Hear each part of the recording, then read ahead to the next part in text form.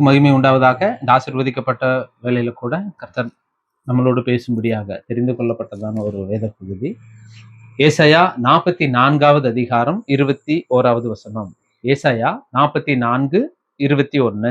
யாக்கோபே, இஸ்ரவேலே, இவைகளை நினை, நீ என் தாசன், நான் உன்னை உருவாக்கினேன், நீ என் தாசன், இஸ்ரவேலே, நீ என்னால் மறக்கப்படுவதில்லை. அப்படி எல்லா கண்களும் மூடி ஆண்டவர் சமூகத்துல, ஆண்டவரே சப்பா, இந்த டிசம்பர் மாதத்துல ஆண்டவரே எங்களோடு பேசுங்க. ஆண்டவரே இந்த 11 மாதங்கள் தகப்பனே எங்களை கண்ணின் மணி போல் பாதுகாத்து 12வது மாதத்துல எங்களை காண கிருபை செய்த ஈவுக்காக நன்றின்னு சொல்லி எல்லாம் கண்களை மூடி ஆண்டவரே எங்களோடு பேசுங்கப்பா. இந்த புது மாதத்துக்குள்ள ஆண்டவரே எங்களோடு பேசுங்கன்னு சொல்லி இயேசுவின் நாமத்தினால தகப்பனே அப்பா, இந்த வேலையில கூட உடைய சமூகத்துல நாங்கள் ஆண்டவரே காத்திருக்கிறது எவ்வளவு நன்மை இன்பமாய் இருக்கும் என்று சொன்னது போல இந்த வேலையில கூட தகப்பனே, தாய் தன் சேயை மறந்து விட்டாலும் மறவேன் உன்னை என்றதாலே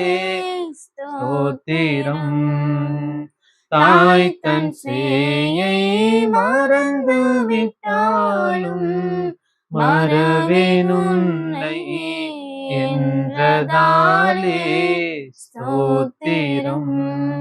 வரைந்திரன்றோ உன் உள்ளங்கையில் உன்னத எந்தன் புகலிடமே.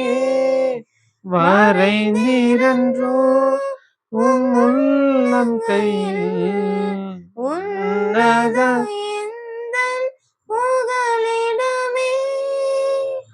என்னை மறவாய் இயேசுநாதா, உந்தன் தயவால் என்னை நடத்தும். எங்களோடு பேசும் கர்த்தாவே, ஏறெடுக்கிற ஆண்டவரே இந்த வார்த்தைக்காக நாங்கள் செபிக்கிறோம். ஆண்டவரே எங்களோடு இடைப்படுங்க, பேசுங்க. இயேசுவின் நாமத்தினால கேட்கிறோம் பிதாவே, ஆமென். சொல்லுங்க ஆமென், ஆமென். இன்னொரு டைம் படிங்க. ஏசாயா 44:21. யாக்கோபே, இஸ்ரவேலே, இவைகளை நினை, நீ என் தாசன், நான் உன்னை உருவாக்கினேன், நீ என் தாசன், இஸ்ரவேலே, நீ என்னால் மறக்கப்படுவதில்லை. இந்த மாதத்துல கூட கர்த்தர் நம்மளோடு பேசும்படியாக தெரிந்து கொள்ளப்பட்ட ஒரு வார்த்தை, இஸ்ரவேலே நீ என்னால் மறக்கப்படுவதில்லை. சொல்லுங்க, நாம யாரால மறக்கப்படுவதில்லை? கர்த்தர் நம்மளை ஒரு நாளும் மறக்காதவராய் இருக்கிறார். ஆமீன் சொல்லுங்க. ஆண்டவர் இந்த நாள்ல நம்மளை பார்த்து சொல்றாரு, இஸ்ரவேலே நீ என்னால் மறக்கப்படுவதில்லை. அநேக நேரங்களில நாம நினைக்கிறோம் நமக்கு எல்லாமே எதிராக எழும்புது இல்லையா? நம்ம வாழ்க்கையில அநேக நாட்கள் பார்த்தீங்கன்னா ஏதாவது நல்லது நடந்துராதா இந்த மாசத்துல, நம்ம நிறைய காரியங்கள் நினைச்சு எல்லாம் நமக்கு எதிராதான் எழும்புது. நம்மளுடைய சூழ்நிலைகளா இருக்கட்டும், நம்மளுடைய தாமதங்களா இருக்கட்டும், நம்மளுடைய பிரச்சனைகளா இருக்கட்டும், போராட்டமா இருக்கட்டும், எல்லாமே நமக்கு எல்லாம் எகெயின்ஸ்டா எழும்பும் பொழுது கர்த்தர் என்னை மறந்துட்டாரோ? நம்மளுடைய கேள்வி என்னவா இருக்குது? கர்த்தர் என்னை மறந்துட்டாரோ? ஆண்டவருடைய வசனம் சொல்லுது, இஸ்ரவேலே நீ என்னால் மறக்கப்படுவதில்லை. வசனத்துல பாருங்க, யாக்கோபே, வசனத்தை படிங்க. யாக்கோபே, இஸ்ரவேலே, இவைகளை நினை, நீ என் தாசன். அப்ப பாருங்க, ஆண்டவர் யாக்கோபா பார்த்து சொல்றாரு, இப்ப நீ யாக்கோபா இருந்த, ஒரு எத்தனா இருந்த, இப்ப நீ இஸ்ரவேலாய் மாறப்பட்டிருக்கிற. ஆமீன் சொல்லுங்க. ஆண்டவர் இந்த மாசத்துல நம்மளை பார்த்து சொல்றாரு, நம்ம அநேக நாட்கள் இந்த 11 மாதத்துல எத்தனையோ காரியங்கள் நம்ம இடறி போனவங்களா இருக்கலாம், யாக்கோபை போல கூட நம்ம இருந்திருக்கலாம். ஆனா ஆண்டவர் இன்னைக்கு நம்மளை பார்த்து சொல்றாரு, நீ யாக்கோபா இருந்த, ஒரு எத்தனா இருந்த, ஒரு ஏமாத்துக்காரனா இருந்த, ஆண்டவர் இன்னைக்கு நம்மளை பார்த்து சொல்றாரு, இன்னைக்கு நீ இஸ்ரவேலா இருக்கிறாய். நீ இன்னைக்கு இஸ்ரவேலா இருக்கிறாய். இஸ்ரவேலே நீ என்னால் மறக்கப்படுவது இல்லை. ஆமீன் சொல்லுங்களேன். அப்ப ஆண்டவர் சொல்றாரு, எதிர்பார்த்தது நடக்கலைன்னா நம்ம கர்த்தர் மேல என்ன பண்றோம்? கர்த்தர் நம்மளை மறந்துட்டாரு, என்னை கைவிட்டாரு, என் ஜெபத்தை ஆண்டவர் கேட்கல, நான் இவ்வளவு தூரம் ஆண்டவர் இருந்தேனே, என் வாழ்க்கையில ஏன் எதுவுமே நடக்கலன்னு சொல்லி நீங்க அநேக காரியங்களோட குழம்பி கொண்டிருக்கிறீங்களா? இன்னைக்கு ஆண்டவர் உங்க கரத்தை பிடிச்சு சொல்றாரு, நீ என்னால் மறக்கப்படுவது இல்லப்பா, நீ என்னால் மறக்கப்படுவது இல்லை. ஆண்டவருடைய வார்த்தை சொல்லுது. சரி, ஒரு வசனத்தை கூட படிப்போமே. ஏசாயா 49வது அதிகாரம் 14, 15, 16 3 படிங்க. சீயோனோ கர்த்தர் என்னை கைவிட்டார், பாருங்க, சீயோனோ கர்த்தர் என்னை கைவிட்டார், ஆண்டவர் என்னை மறந்தார் என்று சொல்லுகிறார். பாருங்க, சீயோனோ கர்த்தர் என்னை கைவிட்டார். நம்ம வாழ்க்கையில அப்படித்தான் இருக்குது. கர்த்தர் என்னை கைவிட்டார், ஆண்டவர் என்னை மறந்தார் என்று சொல்லுகிறார். அப்ப நம்ம வாழ்க்கையில எப்படி இருக்கிறோம் அப்படின்னா, ஆண்டவர் என்னைய கைவிட்டாரு, மருத்துவர்கள் என்னை கைவிட்டாங்க, எல்லாரும் என்னை கைவிட்டாங்க, ஆண்டவர் என்னை கடைசியில கைவிட்டாங்க. நான் ஆண்டவருக்காக தான் உண்மையா வைராக்கியமா இருந்தேன். நான் எந்த தப்புகளும் பண்ணலையே, எந்த பாவமும் பண்ணலையே, ஆண்டவருக்காக இருந்தனே, ஏன் ஆண்டவர் என்னை கைவிட்டாரு? யோபு உத்தமனு சன்மார்க்கனு தேவனுக்கு பயந்து நீதிக்கு விலகுகிறவனா இருந்தான். ஆனா யோபுவை புடமிடுவதற்காக சாத்தான் ஆண்டவரிடத்தில் உத்தரவாதம் வாங்கினது போல உங்களை புடமிடும்படியாக, உங்களை ஆண்டவர் மறுதலிக்கும்படியாக, ஆண்டவர் விட்டு நீங்க பின்மாற்றத்துக்குள்ள போகும்படியாக பிசாசு சில காரியத்துல உபத்திரவப்படுத்துவா. ஆனாலும் வசனம் சொல்லுது, ஏசாயா அதுலயே 15வது வசனத்தை படிங்க. ஸ்திரீயானவள் தன் கர்ப்பத்தின் பிள்ளைக்கு இறங்காமல் தன் பாலகனை மறப்பாளோ? அவர்கள் மறந்தாலும் நான் உன்னை மறப்பதில்லை. ஆண்டவர் இன்னைக்கு உங்களை பார்த்து சொல்றாரு, உன் தாய் தகப்ப உன்னை மறந்தாலும் பரவாயில்ல, நீ நம்பி இருக்கிற உன் உறவுகள் மறந்தாலும் பரவாயில்ல, உன் சொந்தங்கள் மறந்தாலும் பரவாயில்ல, எல்லாரும் மறந்தாலும் ஆண்டவர் இன்னைக்கு சொல்றாரு, நான் உன்னை மறப்பதில்லை. ஆமீன் சொல்லுங்களேன். ஆண்டவர் இன்னைக்கு உங்களை பார்த்து சொல்றாரு, உன் தாய் மறந்தாலும் பரவாயில்லப்பா, நான் உன்னை மறக்க மாட்டேன். இந்த மாதத்துல ஆண்டவர் சொல்றாரு, 11 மாதங்கள் நீங்க கண்ணீரோடு நீங்க போராடி இருக்கலாம், இந்த வருஷத்துலயாவது என் வாழ்க்கையில நல்லது நடந்திருக்கு அதான்னு சொல்லி அநேக போராட்டத்தோடு குழப்பத்தோடு இந்த சத்தியத்தை நீங்க கேட்கல. ஆண்டவர் சொல்றாரு, உன் தாய் தகப்ப உன்னை மறந்தாலோ நான் உன்னைய மறக்க மாட்டேன். அதுலயே 16வது வசனம் சொல்லுது, என் உள்ளங்கையில் உன்னை வரைந்திருக்கிறேன். அப்ப பாருங்களேன், அனுதினமா ஆண்டவர் கரத்தை பார்க்கும்போது உங்களை தான் பாப்பாரு. ஏன்னா உள்ளங்கையில என்ன பண்ணிருக்காராமா, நம்மள வரைந்திருக்கிறார். அப்ப ஆண்டவர் இன்னைக்கு உங்களை பார்த்து சொல்றாரு, நீ எதிர்பார்த்தது நடக்கலன்னு சொல்லி ஆண்டவர் என்னை மறந்து போயிட்டாருன்னு நினைக்கிறீங்களா? உன் தாய் தகப்பனை மறந்து போயிருந்தாலும் பரவாயில்ல. எல்லாரும் தேவதூஷணமா பேசுறாங்களா? எல்லாரும் நீங்க ஆண்டவருக்கு மட்டும் வாழ்க்கையில என்ன நடந்துச்சுன்னு கேட்கிறாங்களா? ஆண்டவருக்காக நீ வைராக்கியமா இருந்த வாழ்க்கையில என்ன நடந்துச்சுன்னு கேட்கிறாங்களா? இன்னைக்கு ஆண்டவர் உங்களை பார்த்து சொல்றாரு, எல்லாரும் உன்னை கைவிட்டாலும், எல்லாரும் உன்னை மறந்தாலும் நான் உன்னைய மறப்பதில்லை. ஆமென் சொல்லுங்க. இஸ்ரவேலே, நீ என்னால் மறக்கப்படுவதில்லை. இன்னொரு வசனத்துக்கு கூட படிங்களா, ஏசாயா 40வது அதிகாரம் 27வது வசனத்தை படிங்க. யாக்கோபே இஸ்ரவேலே, என் வழி கர்த்தருக்கு மறைவாயிற்று. பாருங்க, யாக்கோபே இஸ்ரவேலே, என் வழி கர்த்தருக்கு மறைவாயிற்று என்றும் என் நியாயம் என் தேவனிடத்தில் எட்டாமல் போகிறது என்றும் நீ சொல்வானேன். பாருங்க, யாக்கோபே இஸ்ரவேலே சொல்றார் ஆண்டவரு. என்ன சொல்றாரு அப்படின்னா, என் வழி கர்த்தருக்கு மறைவாயிடுச்சு. அப்ப நான் போற வழி ஆண்டவருக்கு தெரியலையா? நான் இது போறது தப்புன்னு தானே தெரியும். நான் சரியில்லாத பாதையா இருக்குன்னா ஏன் ஆண்டவர் என்னை திருத்தி இருக்க கூடாதா? நம்ம சொல்றோம் இல்லையா, நான் இது தப்பா ரைட்டான்னு தெரியல, நான் ஜெபம் பண்ணிட்டு தானே செஞ்சேன், எல்லாமே ஏன் எனக்கு மாறுதலா இருக்குது, ஏன் எனக்கு கரெக்டான ஒரு காரியமா நடக்க மாட்டேங்குது, எல்லாமே தடையா இருக்குன்னு சொல்லி நீங்க நினைக்கிறீங்களா?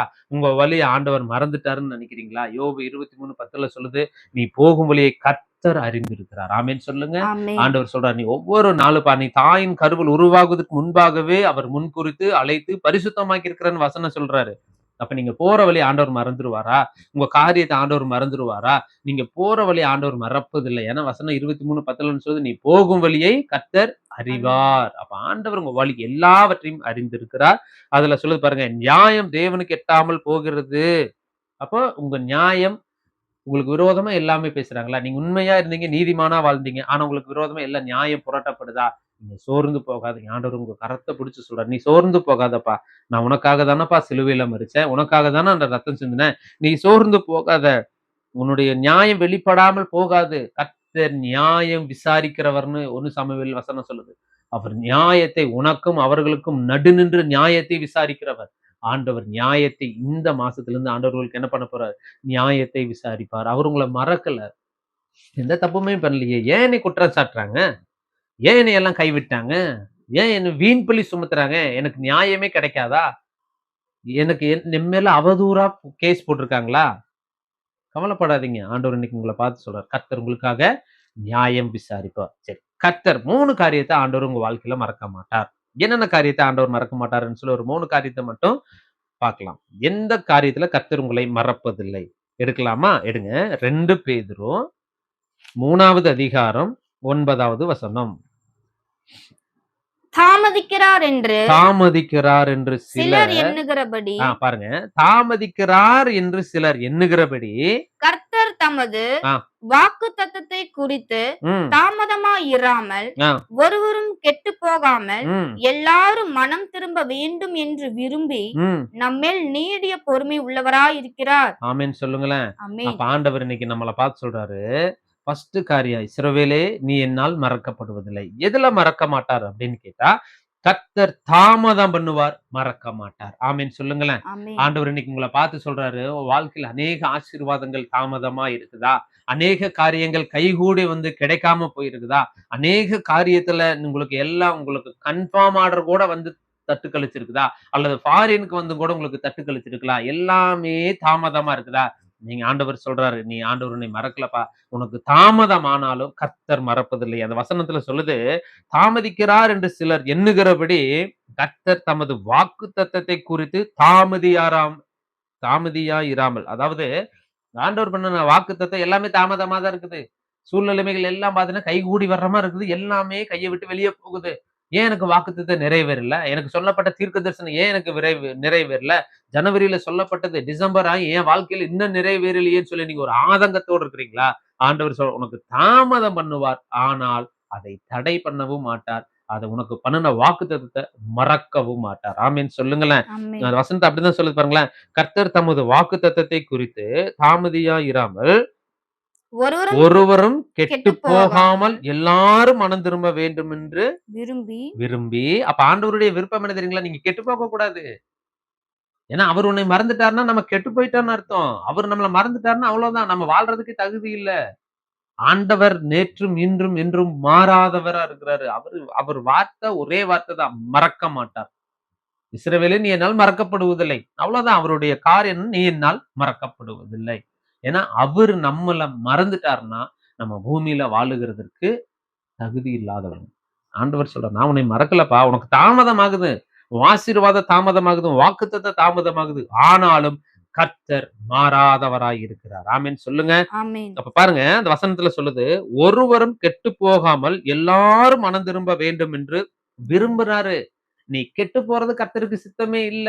உன்னை மறந்துட்டா நீங்க கெட்டு போயிருவீங்க. ஆண்டவர் சொல்ற, உன்னை நான் மறக்கணுங்கிறது இல்லப்பா. ஏன் ஆண்டவர் தாமதம் பண்ணுகிறார்னா, உங்களுக்கும் ஆண்டவருக்கு இருக்கிற உறவு எப்படிப்பட்ட உறவா இருக்கு?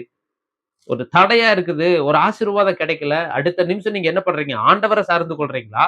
மனுஷரை சார்ந்து கொள்றீங்களா? அதுதான் ஆண்டவர் சொல்ற, உனக்கு தாமதமாகுதா? தாமதமாகணும் உடனே என்ன பண்றோம்? அந்த சூழ்நிலைமைக்கு நீங்க மனுஷரிடத்துல எதிர்பார்க்கறீங்க. அந்த சூழ்நிலைமைக்கு உறவுகிட்ட எதிர்பார்க்கறீங்க. அந்த சூழ்நிலைமைக்கு நீங்க என்ன பண்றீங்க?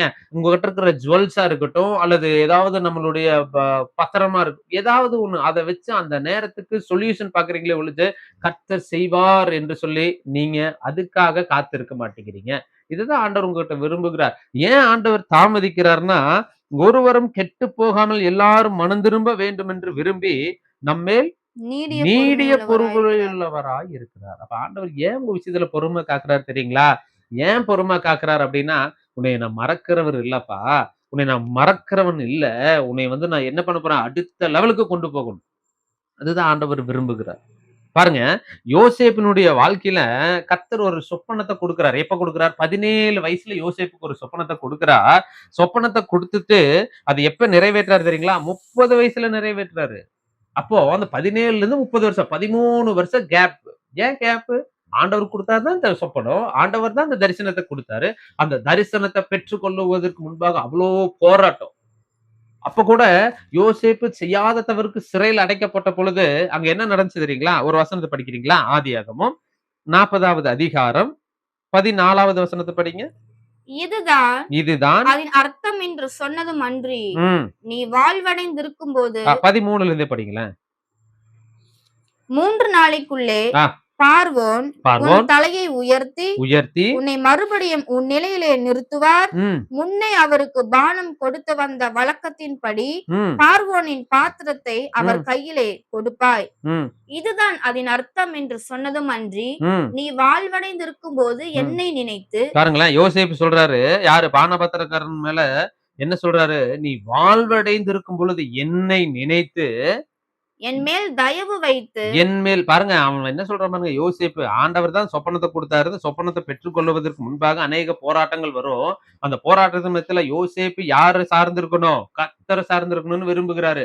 தாமதமாகுது, தரிசனம் கொடுத்தாரு, தாமதமாகுது. இன்னொன்னு இதுல பாத்துட்டீங்கன்னா, யோசேப்பு அடுத்தவங்களுக்கு தரிசனம் சொல்லி அவனுக்கு விடுதலை கிடைக்குது. அவன் வெளிப்பாடு ஜெபம் பண்றான், அவனுக்கு வெளிப்பாடு கிடைக்குது, அவனுக்கு விடுதலை ஆகுது.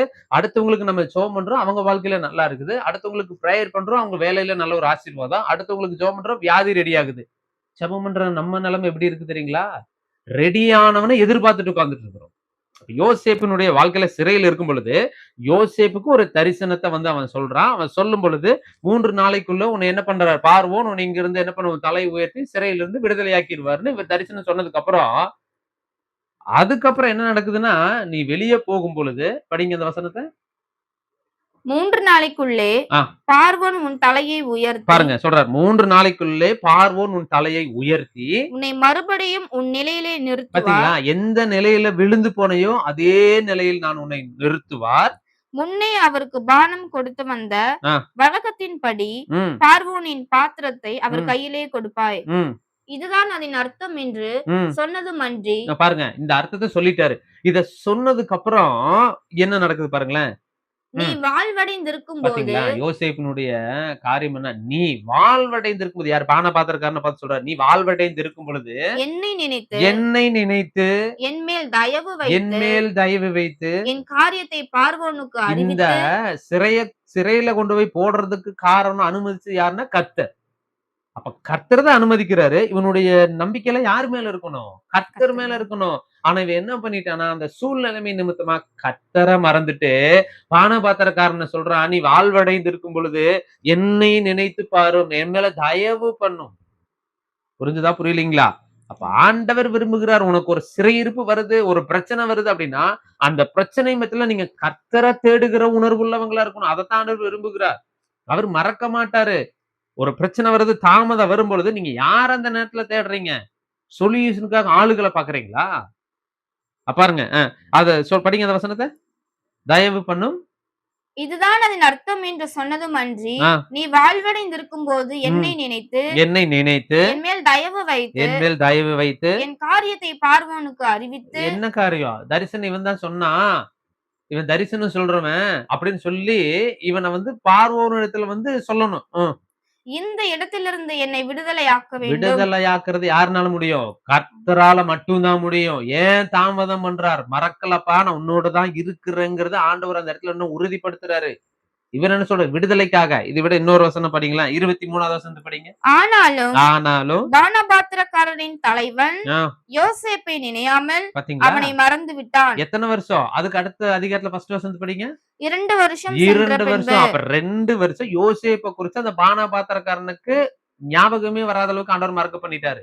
நான் ஆண்டவர் எனக்கு சொல்றது என்ன அப்படின்னா, கர்த்தர் உங்களுக்கு தாமதம் பண்றாரு, கர்த்தர் மறந்துட்டாருன்னு சொல்லிட்டு மனுஷர்களை நீங்க போவீங்கள், ஆனால் அவனும் மறக்கும்படி கர்த்தர் செய்வார். ஏன் ஆண்டவர் இதை சொல்றாருன்னா, உங்களை உயர்த்துவது கர்த்தருடைய சித்தமே. ஆமீன் சொல்லுங்களேன். அப்ப ஆண்டவர் சொல்லுகிற ஃபர்ஸ்ட் காரியம், கர்த்தர் தாமதம் பண்ணுவார், மறக்க மாட்டார். யோசேப்பினுடைய விஷயத்துல தாமதம் பண்ணினார், ஆனால் மறக்காத தேவனாய் இருக்கிறார். ஆமீன் சொல்லுங்க. ஆமீன் சொல்லுங்க. அப்ப ஃபர்ஸ்ட் காரியம், கர்த்தர் தாமதம் பண்ணுவார், மறக்க மாட்டார். ஆமீன் ஆமீன். ஃபர்ஸ்ட் காரியம். இரண்டாவது காரியம், உபாகமும் 4வது அதிகாரம் 31வது வசனம்.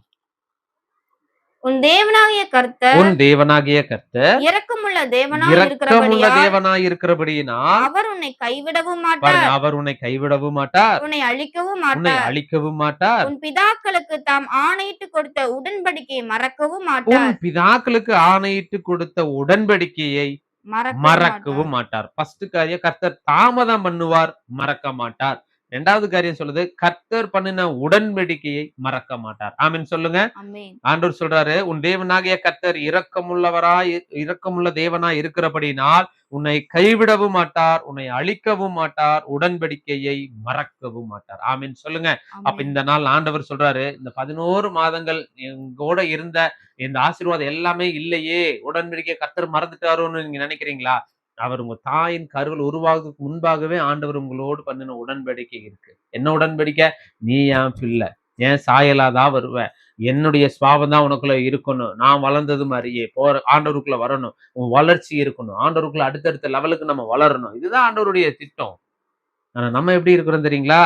நம்ம பண்ணின தீர்மானத்திலேயே உறுதியா இருக்கிறது இல்லை. ஜனவரி மாசம், வர்ற மாசம், அடுத்த மாசம் ஜனவரி மாசம் 1ஆம் தேதி நம்ம ஒரு தீர்மானம் எடுப்போம். என்ன தீர்மானம் எடுப்போம்? ஆண்டவரே, இனி கர்த்தருக்காக நான் வைராக்கியமா இருப்பேன், கர்த்தருக்காக உண்மையா இருப்பேன், கர்த்தருக்காக பரிசுத்தமா வாழ்வேன்னு சொல்லி நம்ம வைராக்கியமா இருப்போம். ஆனா 1 வாரமோ 2 வாரமோ அல்லது 1 மாசம் 2 மாசத்துல அந்த உடன்படிக்கையை நம்ம மறந்துடுவோம். ஆனா ஆண்டவருடைய வசனம் சொல்லுது, அவர் உடன்படிக்கை கர்த்தர் பண்ணின உடன்படிக்கையை மறக்க மாட்டார். தகப்பனாகிய முற்பிதாக்களுக்கு பண்ணின உடன்படிக்கை கர்த்தர் மறக்காதவர். உன்னை கைவிடவும் மாட்டார். ஆமீன் சொல்லுங்க. உன்னை அழிக்கவும் மாட்டார். ஆமீன் சொல்லுங்க. உடன்படிக்கை மறக்கவும் மாட்டார். ஆமீன். அப்ப பாருங்க, அப்ப கர்த்தர் என்ன நம்ம கிட்ட ஆண்டவர் உடன்படிக்கை எதுக்கு எதிர்பார்க்கிறார் அப்படின்னா, நீங்க வேதத்துல வாசிக்கணும், ஜெபம் செய்யணும், கர்த்தருக்கு கொடுக்கறதுல நீங்க சரியா இருக்கணும், ஜெபம் பண்ணுங்க, ஆண்டவர் சமூகத்துல ஜெபம் பண்ணுங்க.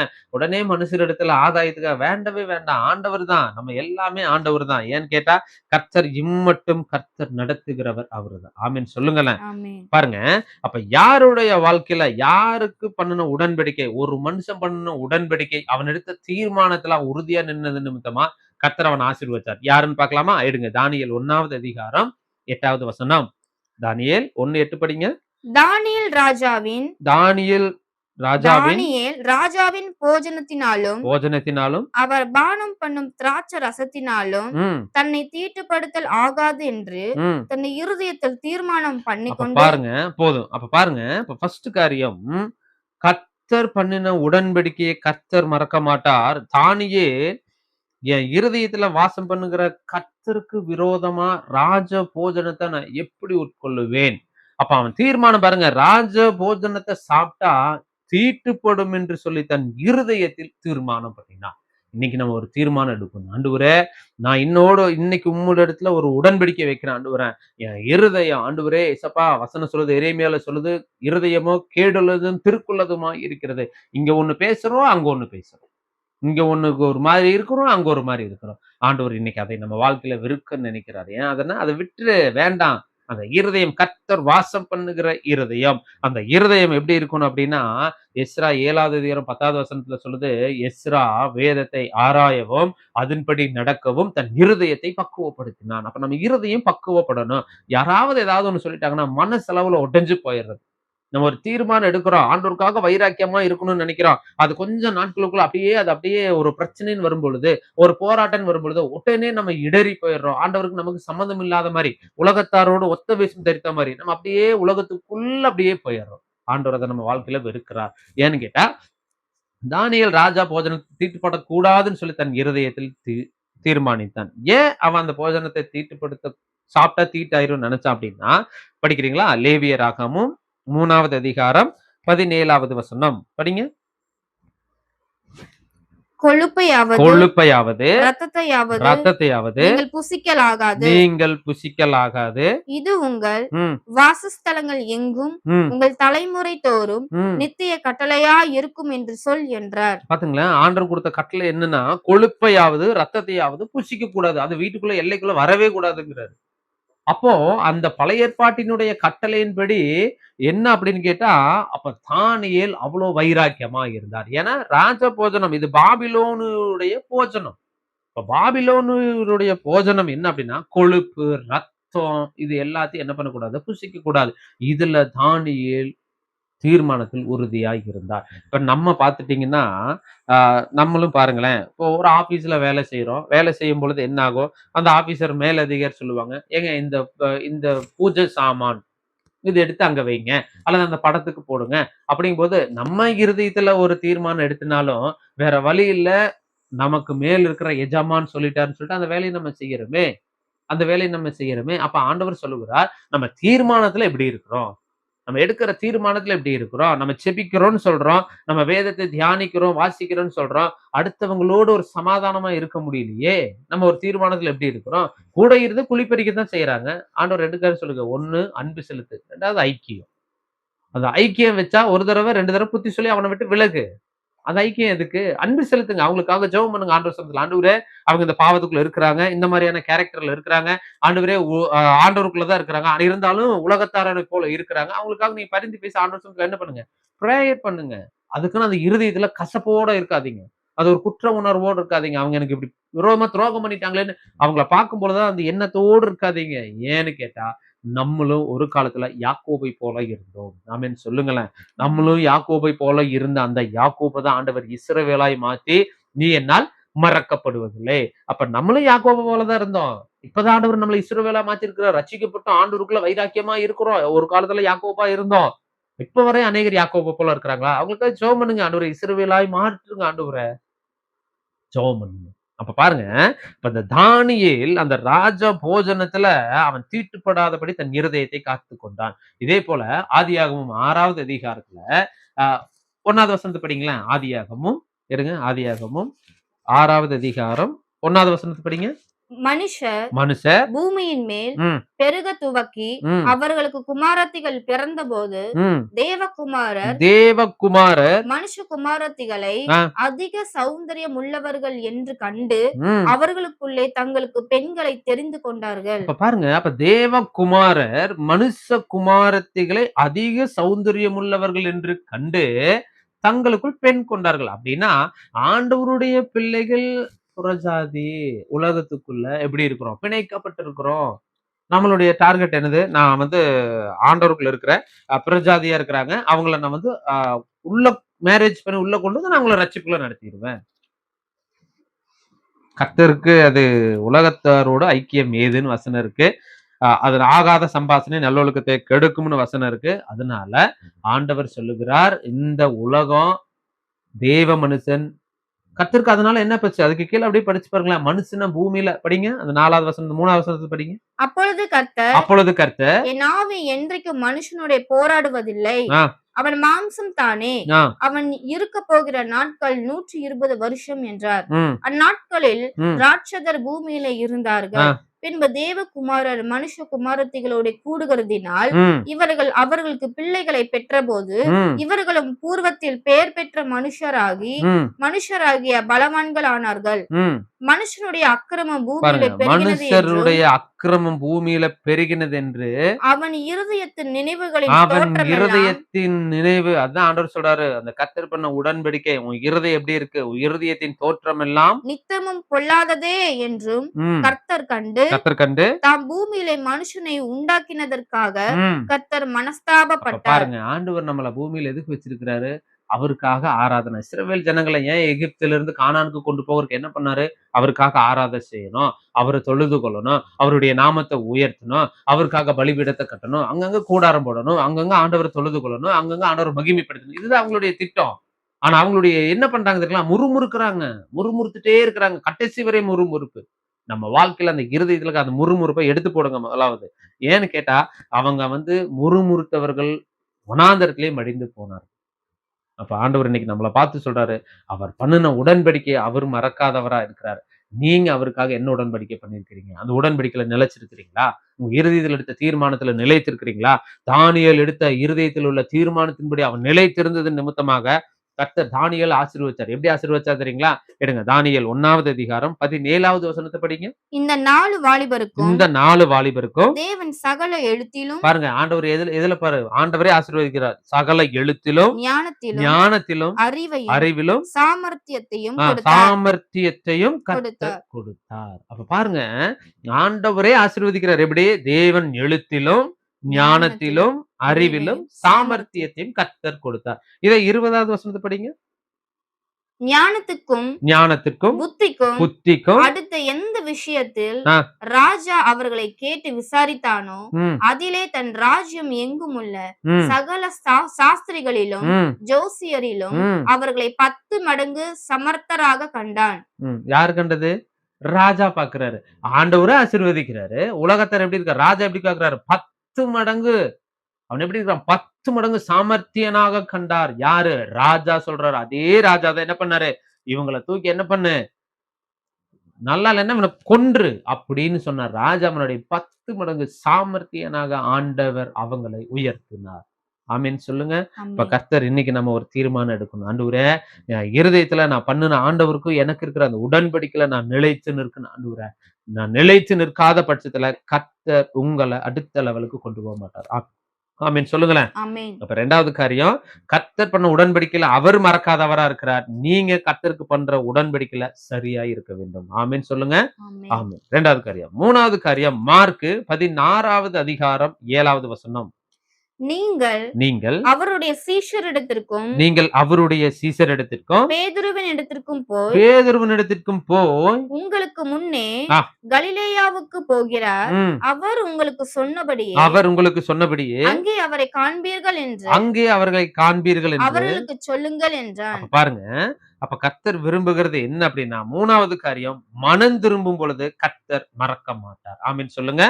அப்ப ரெண்டாவது காரியம், ஆண்டவர் சொல்றாரு, நீ பண்ணின உடன்படிக்கை, கர்த்தர் பண்ண உடன்படிக்கைய கர்த்தர் மறக்க மாட்டாரு. மூணாவது காரியம் சொல்றது, மனம் திரும்பும் பொழுது கர்த்தர் உங்களை மறக்க மாட்டார்.